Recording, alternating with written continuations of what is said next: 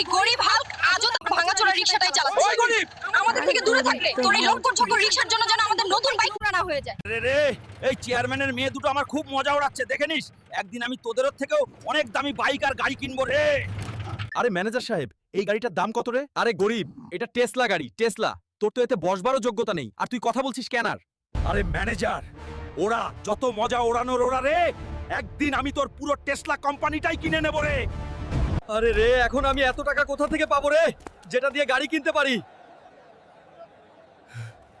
শোনো শোনো সবাই শোনো রে, যে কেউ এই দুই মাথাওয়ালা ভন ভন পালোয়ানকে হারাতে পারবে তাকে দেওয়া হবে একটা সোনার জুতো আর পুরো 200 কোটি টাকা। আমি হারিয়ে আসব ওই দুই মাথাওয়ালা ভন ভন পালোয়ানকে আর জিতে নেব পুরো খাজানা। আরে বাংলাদেশে এমন কেউ কি আছে যে এই ভন ভন পালোয়ানকে হারাতে পারে? আরে বাংলাদেশে এমন কেউ জন্মায়নি যে আমাকে হারাতে পারে। হে বাংলাদেশবাসী, এই ভন ভনকে আমিই হারাবো।